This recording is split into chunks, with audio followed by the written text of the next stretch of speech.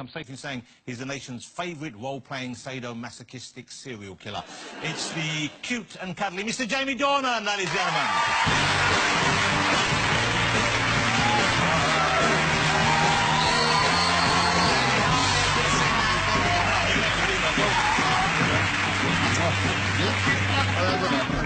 Okay. There you go. So you must get that. Do you think he's going to let me? Can I? Well, what are you going to do? I don't know what you're going to do. It's not quite long. What's the longest you've had it, Jamie? How long do you let it go? I let it go fairly long sometimes. I'm very lazy. That would be my main reason. So you just don't like shaving? You just don't enjoy shaving? I hate shaving. Why? I also hate my face without a beard. You hate your Stop face? it! I swear to God, I really hate it. Well, you're not very attractive, but you're not bad. I mean, don't beat yourself up, Jamie. You're fine. This is probably a positive thing for a lot of people, but I always think I look really young and like... Oh, I look like... please. Don't you hate looking young, Davina? It's a nightmare. It's a nightmare. What do you not like about your face? What are your worst features so we can get close up? What do you not like about... it's just the general youthfulness. You think you look too boyish, too baby. I think when I look clean-shaven, I look like a thumb. Have we got a clean-shaven picture of Jamie? Let's have a look at that. There we go. Oh, there, yeah. Oh, no, you do look like a thumb in a hat. Yeah. That's like, you know, those little, you can get little hats for thumbs. If I put a hat on my thumb right now, it would look like exactly like that. That's what I think. So, but you were, before the movies, and we talk about TV movies, before that, you were a model for a while, weren't you? Yeah. Even with a thumb face. No. To be honest, a lot of that, my success in that world was with a beard. Yeah. But it's a weird thing then, not liking your face and being in a profession where your face is so crucial to it. You can't, you know, you're always going to be showing your face. Yeah, but I guess at least you're acting and you're inhabiting another character. It's just my own Jamie resting face is what I have an issue with. Okay. Jamie what is your resting face like? A thumb, is that what you're I'm not resting here, so I don't know. I've got a really scary resting face. People often say to me, oh my God, what's wrong with you? Actually, I say, God, sorry, I'm thinking. Hang on. We need to see it. Do you need to see it? Get restful. Yeah. How scary is that? It's quite... It's murdery. Murdery. And you would know, of course, because you specialise in that kind of thing. Yeah. Okay, let's talk about the Fall, because that's what put you on the radar, I think, for many of us. What a great show the Fall was, wasn't it? And this was, I didn't realise, I think I didn't see it when it first came out. I thought it was 2013, I didn't realise that. That's right. Now, when you got that role, you didn't audition for the lead, did you? You auditioned for another partner. For Gillian's part. Probably get a very good audition, too. You go for the copper? Yes, Olsen, who died in the second episode. Oh, no spoilers, come on. In the second episode of the first series. Some people might not have seen it. You thumb face. I did audition for a good guy for a police officer.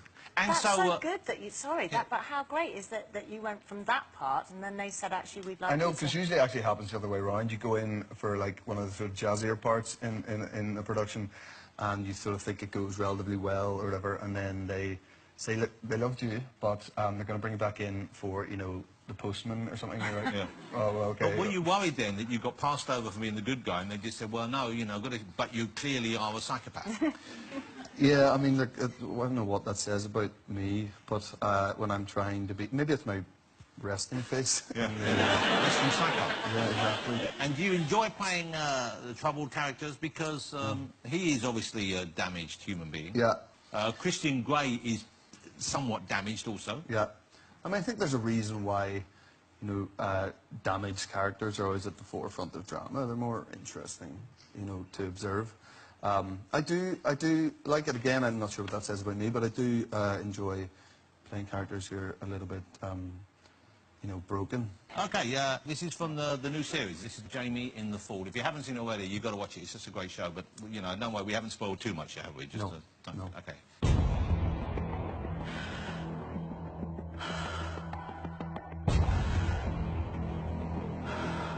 Shooting was fully justified. So he's the Belfast Strangler.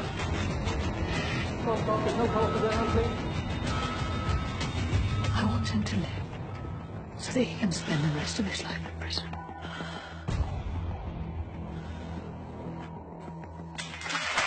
There you go. That's the brand new series of Before It Starts this coming Thursday on BBC 2 at 9 p.m. So I guess when you left the last series, it wasn't 100% certain that he would survive, that he'd be coming back. Yeah, I mean, yeah, to the audience perspective, of course, yeah, I knew. You knew already? Yeah, yeah. Okay. So that was a big break for you in a way, I guess. Yeah. But then, of course, 50 Shades of Grey, it goes through the roof. Suddenly, internationally, you're known. And you're playing this character who, as we know, many people have read the book and have enjoyed the book in any number of ways. Do you enjoy being Mr. Grey? Yeah, I do. I've just done it for, we've just shot the second and the third back-to-back. And that's it for you, is that right? Well, she wrote a fourth book, that's terrible. Erica wrote a fourth book called Grey, it's exactly the same story as the first book of movie, but it's from his perspective. So it's the same movie, so you can't make that again. So, you could make that. I'm done. Can I ask you, what about your wife? If I was Jamie's wife, I'd really struggle to watch that because of the chemistry. You don't watch it? My wife's one of those, brilliant human beings in the world, and she doesn't. But also, why she hasn't watched it? Why would she watch it? She doesn't need to. She's got you at home on tap. Exactly. Yeah, exactly. Hey, let me ask something. There's been talk online.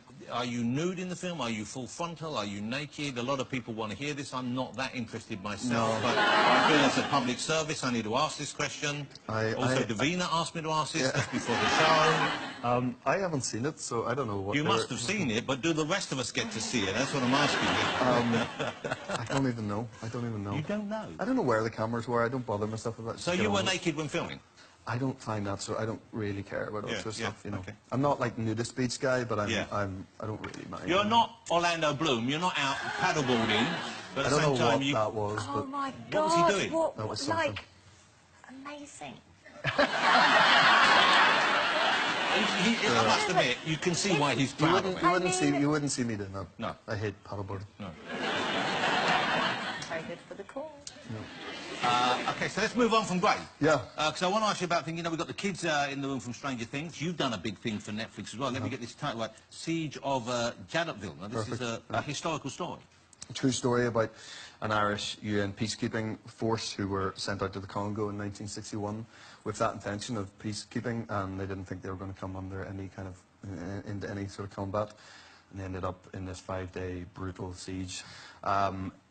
Very underprepared, 150 in the battalion, and my character, Commandant Pat Quinlan, was the head of the battalion, and the average age was 18. Wow. I mean, they're literally kids. Most of them had never even left Ireland, so yeah, it's quite a story. And being Irish, I couldn't believe I didn't know the story. You've only got a soft accent left, really. I don't know how strong it was when you were younger. You're from Belfast, aren't you? Is that right? Yeah, just outside Belfast. Okay, but in America, sometimes they struggle with your accent, don't they? They do. They're really going to struggle with Siege of Jadotville because I've got a County Kerry accent, which is right down at the bottom of Ireland, and it's quite intense, and we softened it for that reason. And so the Americans, so you have to make it more palatable to their ears? I think you do, yeah. Not to take anything away from their, capabilities to understand. We're not but Americans on the news and stuff, they do that all the time, Irish people. It's so racist. Well, they put subtitles on you sometimes, haven't they? They have done that, yeah. But one time I presented an award and literally was so nervous that I couldn't speak properly. It was like gibberish, so actually intrigued to know what the subtitles said. Because you yourself didn't know? No, I was nervous and I had a few drinks and it was a bad idea. But you don't drink when working, but I heard that you had a drink before an audition once that didn't go too well. Is that right? That was a terrible moment. The reason I had a drink, so it was for a movie called Rock of Ages, which was this musical with like Tom Cruise and Russell Brand and all those guys. And it was years ago, and like 8 years ago or something. And I had to sing that song, I've been waiting for a girl, right? Which, by the way, it is way higher than I can sing it, right? Anyway, the audition was at 10 a.m., right? I was first up, and it was at Warner Brothers Studios, and they have this big car park in the middle of Warner Brothers in LA. And I literally got up, brushed my teeth, went to the audition. And at 9:55, I'm in the car park, and I bought myself a little quarter bottle of Jameson.